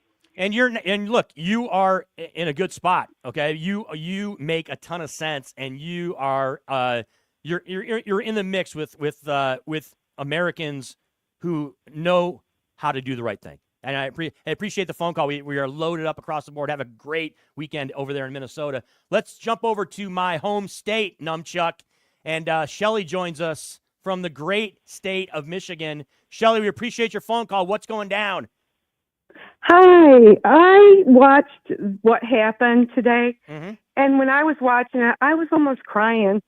I feel so bad for this man, and I feel bad. I'm so embarrassed in our country right now, and it's just sick for somebody to do that to even a person, and he's in another country. He's in our country. He's not even at home, and he's getting bullied and tormented. And I don't know what this country is anymore. Shelly, I can absolutely relate and understand your raw emotion and appreciate you, just putting your heart out there, because there are millions of Americans that feel exactly the same way you do after seeing what took place today in that Oval Office. It was absolutely just beyond disgusting. And Shelly, look, there are people that mirror mirror your emotions. And it isn't even just about this exchange today. It's not even just about the conflict between Ukraine and Russia. It's just the mindset and the narrative that's going on in the United States of America today, where there is just flat out cruelty out there, right? Where the Trump administration is taking the position that we need to demonize people instead of lift people up, right? Whether it's demonizing migrants, whether it's demonizing the LGBTQ community, right? Particularly trans people as of late, right? This whole idea that they are destroying the culture of America and the American fabric and the American family. These transgender people and these homosexuals are out in force to destroy the American way of life. How migrants are coming across our borders in droves, and Democrats are just letting them do that. The borders are wide open, and they're just letting them rape our daughters and women and destroy our communities and eat our pets and completely annihilate the American way of life. And look, I'm kind of, there's a little bit of comedy in what I'm saying, but there's also a whole lot of disgust and ways that I feel when it comes to just the entire mindset and the narrative that's in America right now. It is absolutely beyond all sickness in the world. And unfortunately, I have to say, I don't think it's going away anytime soon. And it's just here to stay in many aspects of American society. 702-221-7283. Appreciate the phone call. Carl joins us now here on the phone lines. Carl, we appreciate you spending some time on this Friday. How are you? Yeah, hey, Chris, you're doing a great job. I appreciate that. Replacing Brian. Wonderful, and keep up the good work. And listen, what happened today is a big embarrassment to our country and to our allies when they look at it. They see what's happening, and they see what type of man's running our country. And it's very embarrassing to the United States. And the other day I talked to Brian, and I want to say one thing. Some people don't believe it, but I do. I was a psychologist before I retired, and I see how people's psyches are right now. They're very upset. I think when the next midterm elections come around, what's going to happen is Trump and all are going to keep up this stuff, and they're going to be voted. The Senate and the Congress are only razor-thin differences between Democrat and Republican, and I think the Democrats are going to win both Senate and the Congress, and whatever Trump wants to do, they won't agree with, and they won't let him do it. And I think he's killing himself, Trump, by making our country look so bad. Yeah, here's the thing, right? It's. I look at it, and I'll use the analogy. It's like a lumberjack, right? He's got the axe, and he's taking a couple of swats at the tree, and this is the beginning right here, right? We're in the first month. Right? When we talk about this of this administration, and it's the lumberjack is going to try to chop down the tree that is the Republicans when it comes to 2026 and the midterms, right? I mean, they are shooting themselves in the foot already when it comes to politics in America, the Republicans, and as we roll towards 2026. And by the way, you know the deal, right? You know the deal. It's coming sooner than later, right? In America today, it's just the world today. Before you know it's going to be 2026, right, in the midterms. So yeah, the important thing is that the people who even voted for Trump, a lot of them, the middle class, are going to see how he's wrecking the economy and the prices of things, and they're going to vote. They're going to vote the people out of the Senate and the Congress who are backers of Trump because they're being hurt. They're going to get hurt so badly. I see it talking to people. I see their psychological that they're very afraid of what's going to happen to the country. Seeing what's happening right now, just in a little over a month, look what's happened. And all our allies are looking at us like, oh, what kind of nut is running our country? This is ridiculous. Just ridiculous. Carl, have a great weekend. We appreciate your phone call, and to kind of to talk about what Carl just said, right? There already is people out there that are Trump supporters, that are already up in arms, that are already speaking out, whether it's on social media, whether it's interviews with reporters, as far as losing their jobs, right? When it comes to all things Doge, which we haven't even talked about today because of what just went down with this meeting with Zelenskyy and Trump and Vance, right? There's already Trump supporters out there who are hurting, who have been damaged, who have been screwed over because of what's taking place with the Trump administration. So, you're perfectly right, Carl, when it comes to your position and your takes as far as how the Trump administration has handled not only the Zelenskyy administration, but also what has transpired so far. So checking out the text line as well, too, and the super chat. Great super chat from the Ottawa guy 40. Sean from Canada. MAGA loves what happened today, but the reality is the U.S. reputation has been significantly lowered by today's debacle. Couldn't say it better myself, my friend. Appreciate the contribution to all things PTL there, the Ottawa guy 40. Now, look, I don't usually like to amplify this woman because I think she's a complete clown, an utter airhead, and just looks for opportunities to kind of attack people on the regular. That's what she does. She is the epitome of someone who is loves to demonize migrants and anybody that's not a white person in America, essentially. But Tomi Lahren, of course, chimes in like she always does just minutes ago over on X and has this take. The people who are siding with Zelenskyy, number one, warmongers who benefit from endless wars. Number two, defense contractors. Number three, lightweight Dems who hate Trump and hate America. Lightweight Dems. I mean, it's a ridiculous, description that means absolutely nothing. There's no such thing as lightweight Dems.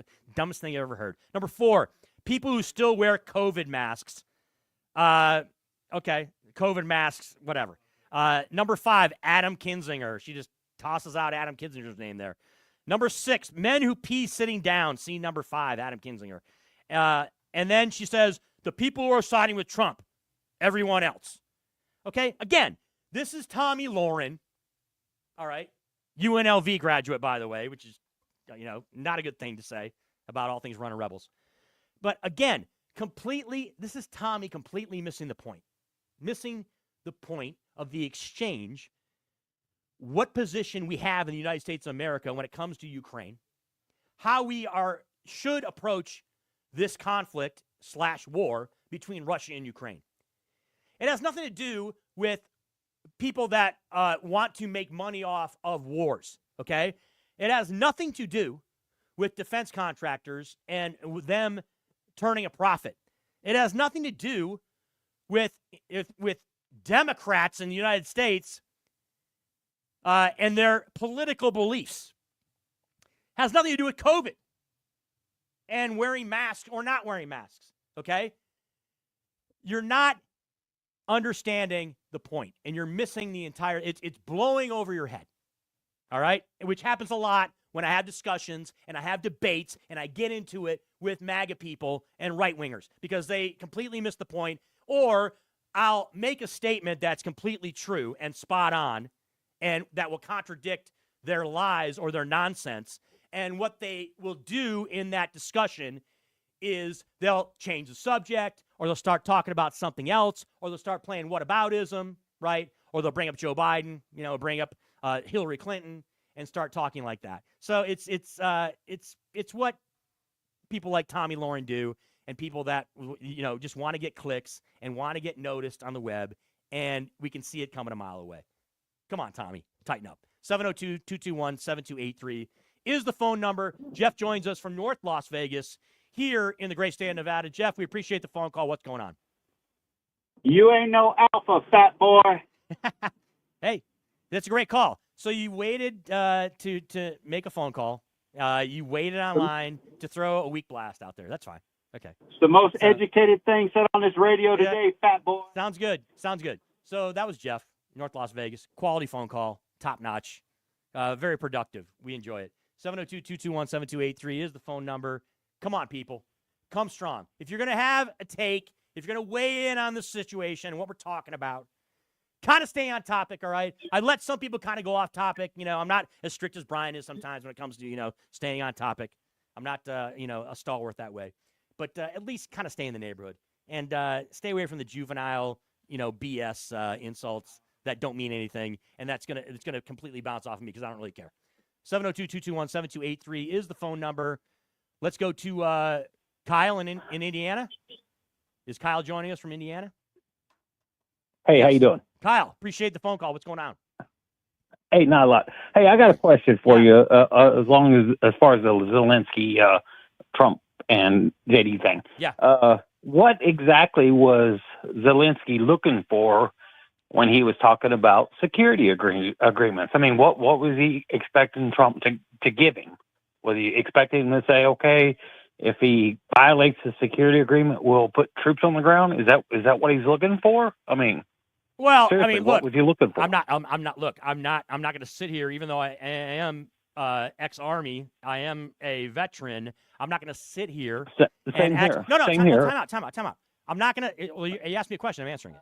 So okay. I'm not going to sit here and act like I'm an expert, okay? And I'm going to weigh in on what I think Vladimir Zelenskyy needs from a logistical standpoint or a military standpoint in this conflict. I think this is my personal opinion. You asked me the question. I'm the one hosting the show today. I'll answer it. It's my personal opinion that Vladimir Zelenskyy is looking for support from the United States of America, continued support of what he received during the Biden administration, right? Which was essentially money, right? Money to purchase equipment, slash military equipment that would aid them in the conflict against Russia. Okay, that's what I think. Now, look, when it comes to this sit down today, if you're talking about specifically the sit down, I think Zelenskyy was just looking for, hey, you a few days ago, and I'm just being frank with you, I'm being upfront and talking to you like the everyday person, right? I think he was just looking at Trump and Vance saying, hey, look, I just want to know that you guys are in my camp. I just want to know that you guys are not because I heard you 2 days ago call me a dictator. I've heard you, bow to Vladimir Putin and essentially kowtow to Vladimir Putin when you're over in Europe. You're basically over there, not taking the side of Ukraine in the situation, not backing up what the Biden administration and what the United States was doing for the first 3 years plus of this conflict. And so I think that's what Vladimir Zelenskyy was, quote unquote, you asked the question, looking for, is he was just looking for support in that, like, are you guys going to have my back? And that's kind of the framework that I think of when I saw the exchange and when I think about what Vladimir Zelenskyy wanted in that discussion today. Okay, I'm a 22-year Army vet combat engineer. Excellent. Sappers forward. Yes. Sappers lead the way. The last thing we want, huh? Say again? Yeah, no, keep going. The last thing we want is to be in another war, another boots on the ground in another conflict. Right. We just came out of 2. We don't want to be in another one. I'd fundamentally agree with you. I'm fundamentally in agreement with you. I don't understand. I don't think that's what we're talking about here, though, right? We're not that. I don't think Vladimir Zelenskyy was going into this thinking, okay, how can I coerce, right? Or how can I get President Trump and the United States of America to commit troops on the ground in Ukraine? I don't think that was his. What did you get from the exchange today, or where do you get that idea, your belief that you think that's what he's trying to do? Because he's looking for the same thing from America that Europe has already promised him. Europe has already said, if we get a peace deal, we'll put peacekeepers on the ground, we'll put soldiers on the ground, we'll put troops on the ground. Now he's looking for the same thing from America. Are you willing to put troops on the ground? But we need to start somewhere. We need a ceasefire. Sounds really good. If we can get a ceasefire, that would be awesome, don't you think? I mean, a ceasefire? Well, of course. A ceasefire in a vacuum, obviously, right? If a And then once ceasefire you would get be a good thing. ceasefire, See, we can't talk then about these once- things just like just out of the blue. And by the way, they have been. There's this idea out there too that there haven't been efforts made to resolve this conflict. Okay, there absolutely, positively has been. The problem is Vladimir Putin is absolutely steadfast in his beliefs and his approach to the situation. Okay, it's not something that is going to be easily resolved. I'm not trying to compare it to the situation in Israel, right, and the Palestinians, but it's not an easy fix. It's a much more complicated situation than just saying, "Hey, it'd be great, wouldn't it, if we just had a ceasefire? It'd be great, wouldn't it, if?" And by the way, you're confusing yourself because you're talking about peacekeepers as well as putting boots on the ground. These are two separate, completely different things. Peacekeepers are not putting. It's not putting military. Well, it's just not correct. I mean, you're talking about Really? Yeah. Well, no, Really? it's not. Okay, so it's not the same thing. Well, it's not the same thing. Kosovo, Okay, so it's not the Bosnia, same what thing were though. those It's not putting American What were those troops. peacekeepers? All right. So again, Those were peacekeepers. we don't need to go in circles. They were soldiers. Okay. They're not the United States of America, all right, if they engage in the conflict and if they put quote unquote boots on the ground, what are they? They're going to be putting boots on the ground for the intention of aiding Ukraine in winning the war. It's not about peacekeeping. Yes, there have been situations around the world, and I got to let you go, brother. Have a great weekend. I appreciate the phone call from North Las Vegas. Hey, here's the deal, okay? The peacekeeping, okay, and Europe or the United States sending troops there for the purposes of aiding Ukraine in the conflict can be two different things, all right? They can be two different things. And again, not to get in the weeds about this and not to act like I'm an expert. I'm just saying that it's not exactly something that is an and/or situation. It's not a end-all, be-all. It's a situation that can be two completely separate deals. 702-221-7283 is the phone number. So here is, we talked about the response of today's meeting in the Oval Office. I talked a little bit about what Lindsey Graham said. Let's hear from Lindsey Graham himself about his viewpoint when it came to that interaction in the Oval Office. All right. So, what do I think? Complete, utter disaster.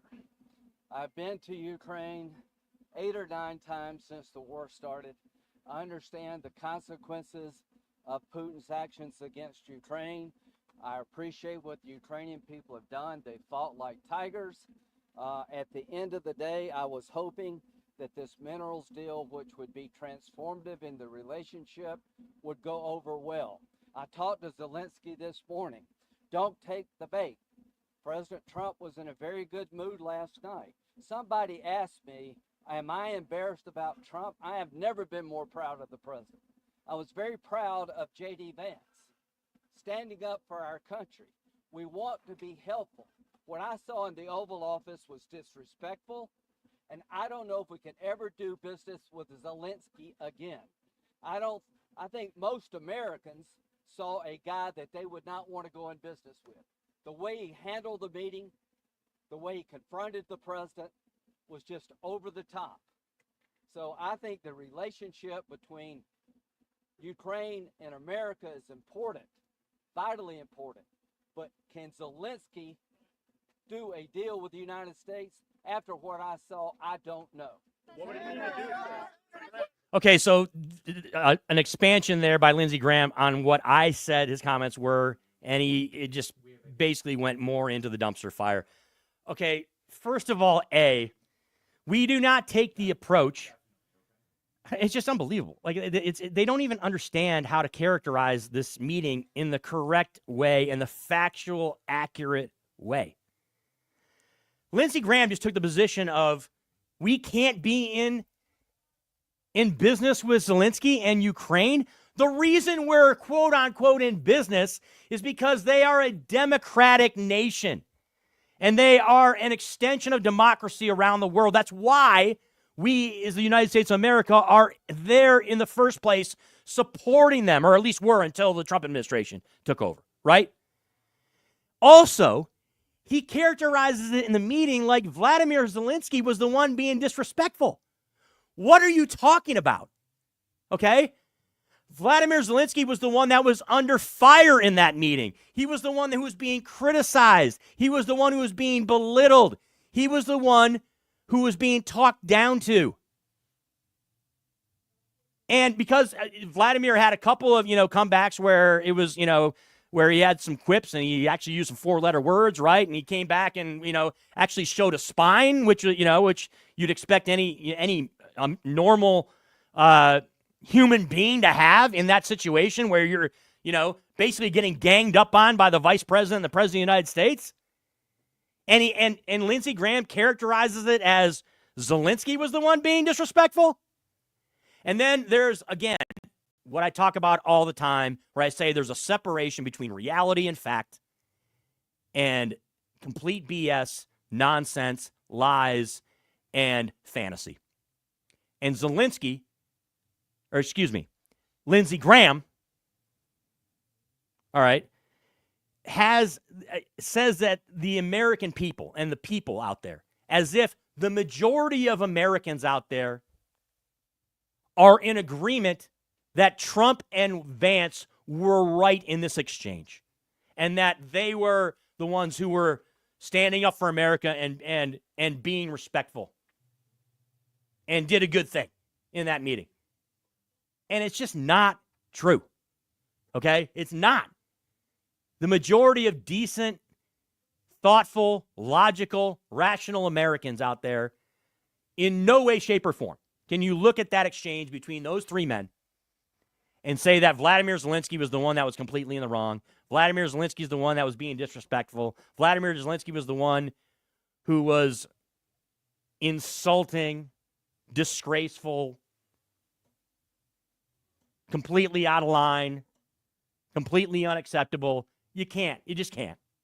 All right? And it's not Chris Wynn's opinion. It's not some left-wing loony's opinion. It's not some Democrat's opinion. It's the way it is. Okay? 702-221-7283. Paul joins us from the UK. Paul, we appreciate you calling in to Pushing the Limits on this Friday. What is going down, my friend, across the pond? I should say black clouds falling over Europe and over the UK. Absolutely. We're more connected. We're more connected with World War II. Mm-hmm. It's more recent to us, more close. And what I saw today was an American president determined to push us into World War III. Mm-hmm. And if America thinks that won't affect them, a war in Europe does have no effect on them because they're 5,000 miles away, they're forgetting the lesson of history. Yep. We're forgetting what happened in 1941. Because as much as you'd like to think that distance protects you, with a twat like, Trump thinks that, it won't.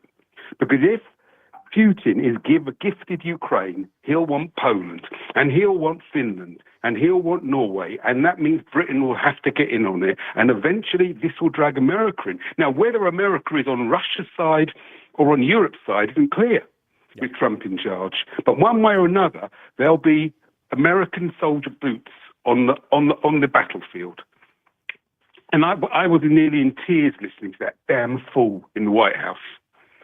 I was nearly in tears watching two men with assumed courage that they've been gifted, which they don't have, bullying somebody who's beleaguered and trying to protect his country.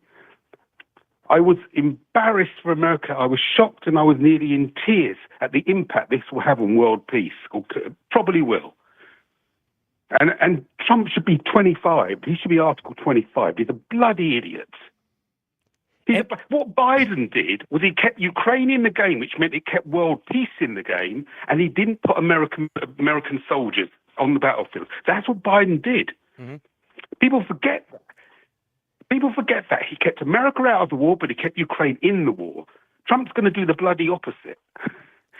If he gives Putin Ukraine, which obviously he intends to do, or at least part of Ukraine, which is the same damn thing.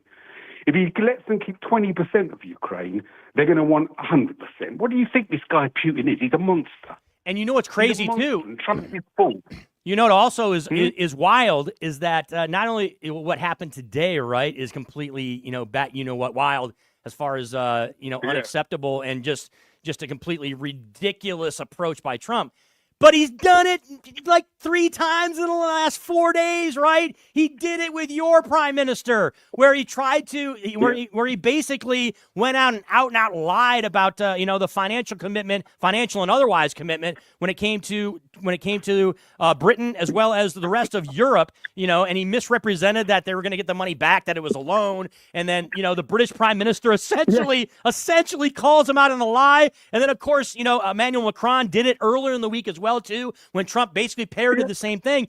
And this guy, I mean, it's got to be unbelievable for you people, for you over in Britain as well as across Europe and across the world, quite frankly, when you see Donald Trump have these miscues and these faux pas all over the place. But he continues to double down. He keeps saying the lie or the incorrect thing, or something that's not factual, over and over and over again until some of his supporters believe it. Absolutely. And when he says, and it would be funny if it wasn't so not funny, when he says, we're respected around the world again. Right. No, you're not, you idiots. We all think you're an idiot. Even Putin thinks he's an idiot. Nobody respects America via Trump. If America is Trump, then nobody respects America now. Nobody. Yeah. Not even Melania. Yeah. Oh well, that ship has sailed, my friend. That has long been gone. It is interesting too, by the way, how much we see of Melania, or should I say, don't see of the first lady nowadays in this first administration. Look, I get it's been a month, but we don't see her a lot. Hey, sir, appreciate the phone call. Have a great weekend over there across the pond, my friend. We appreciate you spending some time on this Friday. So a lot to talk about, obviously, when it comes to this meeting today.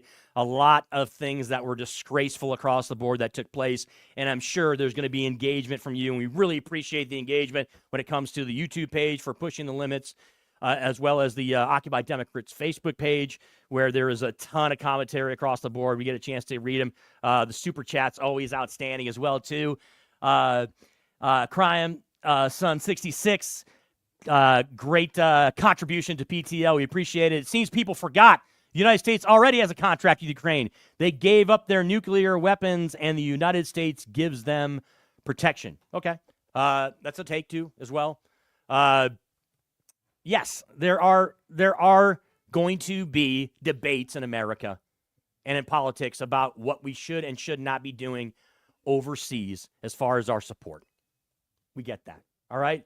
We know that especially real conservative Republicans, right, that actually care about the power of the purse and about spending and by the way, again, this is this lie that Democrats just willy-nilly just will throw money all over the place. Again, complete lie. But there's people that are Democrats, all right, and on the left that care about being fiscally responsible as a nation as well, too. And we get that there's going to be people that want to be America first when it comes to the power of the purse. All right? But we also want to be purveyors, and we want to be purveyors of democracy.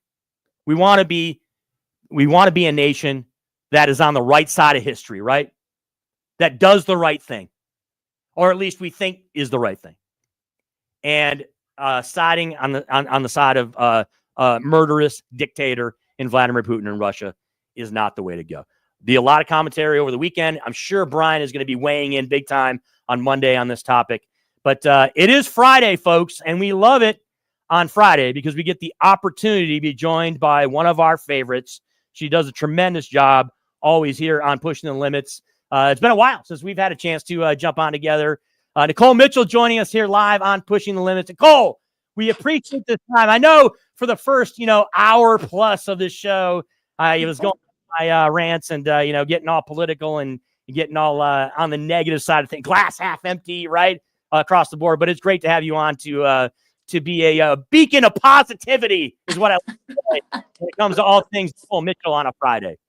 Thank you, Chris. It's so good to see you. I'm glad we get to co-host together. It has been a while. It has been. And look, despite the fact that there is a lot of, things that we can say are negative that are going on from a political standpoint in America, there's also some good things going on, right? Things out there that don't necessarily have to be about politics. We don't have to be engaged and be in a, complete firestorm all the time when it comes to those types of things. And across the country, there are organizations, right? And there are people and there are groups that are doing great things. And that's the case in our northernmost state on the East Coast of the good old US of A, Nicole, when it comes to the state of Maine. Love that state. Been there many times. Nicole, I was in a lobster eating contest back in 1990 as a kid in Portland, Maine, that I did not win. And I felt a little bit sick after that because I was firing down a serious amount of lobster in this lobster eating contest up on stage. But great things going on in Maine, right, Nicole? Because we have a nonprofit up there in that great state that is doing a lot of help when it comes to Americans and Maine Americans when it comes to medical debt.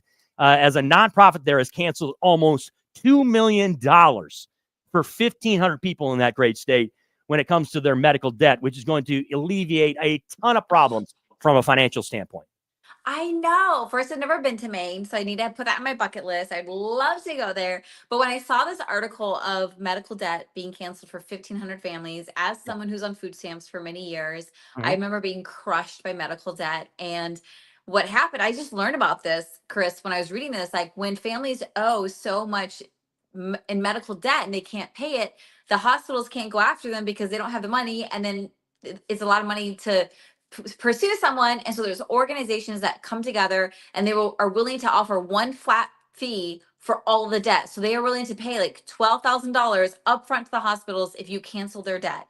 And that's what they did. They were able to cancel all these people's debt, pay it off for pennies to the dollar. And now all these families have a much better chance at a brighter future, but also highlights, again, the issue we have with healthcare in America. Yeah, and it goes to the running theme in America, and it's been talked about, again, I go back to politics, but it's fair here, of a situation with student loan debt, right, in America, where you're looking to give relief to American people, right? You're looking to throw them a lifeline, so to speak, right? In situations where they might not be as fortunate from a financial standpoint, where it's going to be easy to alleviate that problem, right? It's true with student loan debt for young people that are just trying to get their lives started. And instead, it's all about just paying off, a monstrous amount of liability when it comes from a financial standpoint, right? Instead of actually, pursuing your dreams, so to speak, right? And so it's great to hear a story like this. Also, from a medical standpoint, you have, people being helped in America that are behind the eight ball when it comes to medical debt. So that's something that's also extremely important too. So not sure if we did lose Nicole. Do we still have Nicole's audio or maybe just the video? We did have some technical issues. No problem though, as we talk about this. But yeah, look, it's not all it's cracked up to be right now in America, folks, when it comes to what's going on from a politics standpoint and even from some social issue standpoints. No question about it, right? We got a lot of anxiety out there. We have a lot of beefs out there across the board as far as arguments, debates, people that have views on both sides, and some people that don't distinguish what both sides are, right? There's Americans out there that think that there are two sides of an issue that are both right. That is not the truth. That's not the way it is. All right. There are a number of different topics and issues in America where there is a right side and there's a wrong side. And people that are taking the wrong side are acting like they're the ones that are correct and that they're righteous and that they're right, and they get sanctimonious about it. And unfortunately, that's not the situation. So it is good to have these positive stories that we're going to talk about with Nicole when we get her back. And it's a fun segment of the show. And it's appreciated when you can have Nicole on like this and talk about these positive aspects of human nature, right? And of all things American society and global society, right? When it comes to these types of scenarios where it's people helping people. And that's Mm. also interesting story also from our friends north of the border, right? Where you have Manitoba's First Nation, which look, and full disclosure, I'm not all wired in on all things first when it comes to Canadian Native American tribes and exactly what it is, what their economies are, what it is that the priorities are as far as it's concerned. But bison returning, Nicole, to Manitoba's First Nation lands for the first time in 100 years is also something that is positive to look at. Yes, I remember in high school being obsessed learning about First Nations in the Dakotas and in Canada. I'd read books by people who from the First Nations. I'd learn about the history and the importance of buffalo to their people, to their culture, to their survivability, and the devastation when the buffalo were killed and taken from them. And I remember I've donated money over the years to the restoration of their bison herd and culture. And so when I read this article that after over 100 years, they're finally having the bison released back onto their land in honor of their culture, in honor of where they came from and the future they're building. I was just so excited because it shows that there's a degree of reparations that can be done. There's something we can do to help make up for the horrific crimes of the past and give back to the people who so deserve it. So I'm just so happy for them. Yeah, and it's good too because we live in America and on a planet, right, where everything is just speeded up when it comes to society, right? We're talking about technology through the roof. Everybody operates as far as, especially a lot of us that live in cities, right, or even in societies where it's technology has absolutely taken over. And when I see a story like this. And I'm not sitting back saying that, the Manitoba's First Nation is not, it does not have latest technology. I'm not saying that by any stretch, but I think it does go back to the kind of grassroots, right? Like understanding when you have bison be able to return to their lands, that this is something that's important, right? The word I'll use is ecosystem. It's not probably the right word, but I think you understand kind of the direction I'm going here where, when you have something like this take place and where you're able to kind of fix to right or wrong, that this is something that can only be beneficial when it comes to all things Manitoba and First Nation. I totally agree. I think it's the right thing for the ecosystem. It's the right thing for them culturally. It's the right thing for them historically and for the future. So I'm celebrating it. Speaking of modern day technology, Nicole, of course, over the past 20 to 30 years, there's been tremendous strides, right, when it comes to DNA evidence, right, and the ability for us not only to solve crimes and not only to be able to put people away who deserve to be, right, who committed horrific crimes and be accountable to those crimes and have to pay the price for those. But it also has been beneficial just to people who are innocent, right? People that have been convicted of crimes, but haven't necessarily actually committed, who have been convicted, but were innocent and were proven guilty. And there's been new DNA evidence, Nicole, that it frees an innocent man after 30 years in prison for murder. And look, I'm sure there are other situations like this and very similar to this that have taken place, but it is always a good story to hear when you have somebody that was wrongfully incarcerated, that had to go through the system and that had to face this type of adversity, that was innocent and ends up being found and ends up again, a wrong being righted after 30 years in which they were incarcerated. It's devastating. I can't imagine losing 30 years of my life to a crime I did not commit, and to think everyone around me thought I committed it. Because no matter how hard he tried to scream he didn't do it, even though he had 4 alibis, that all the evidence proved he was innocent. They actually found now the whole system was rigged. They actually took the main person that was the most suspicious, made them the prime witness, and they bribed people who are already in prison that if they accuse this innocent man of being guilty, they would get reduced time in prison. Yeah. So they all agreed and they all ganged up on this poor innocent man. He was wrongfully convicted, lost 30 years of his life. And I'm just so grateful we have organizations that are committed to using DNA to free those who are wrongfully convicted and imprisoned. And I'm so glad he's out. But what a devastation to lose 30 years of your life to something you did not do. Justice was done, right, Nicole? Yeah, And just that's now. that's 30 years late, but it was done. Yeah. Nicole, there's not enough time in the show. Here's the deal. Mrs. Mitchell, we need to have you come on when I'm hosting or Brian's hosting on Friday, a little bit earlier. I get it on earlier because we're up against it as far as the clock's concerned. Nicole, have a great weekend. Appreciate you spending some time here. Enjoy yourself, and we'll talk to you again next week, okay? We appreciate Thank you, Chris. Thanks for having me. Appreciate it. Nicole Mitchell, one of our favorites, OnlyFans model, tremendous insight when it comes to all things positivity. Hey, folks, it's been great filling in for Brian here on this Friday. Thanks to Numchuck for making us look and sound good. Thanks to all of you out there, your engagement across the board, whether it's on the YouTube PTL page, whether it's on the Occupy Democrats Facebook page, the Twitch, the Washington Press, and beyond. And by the way, super chats, always love the contributions, folks, when it comes to not only your takes, your opinions, your views, but you're always looking to support the Pushing the Limits radio show / podcast, as well as jump to the website, folks, at pushingthelimits.net. Tremendous engagement there when it comes to signing up for the newsletter, as well as all of your contributions as well. And all the swag, folks, you can get them. T-shirts, hats, beanies across the board. We enjoy it. So I'm seeing the super chats across the board. Unfortunately, it's the end of the show, folks.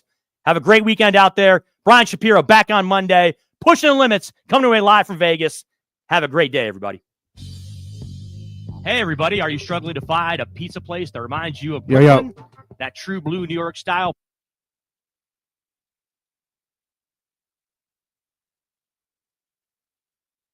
TC Martin coming at you, baby. Dude, I thought the Golden Knights were going to try to blow that last night, bro. They were trying.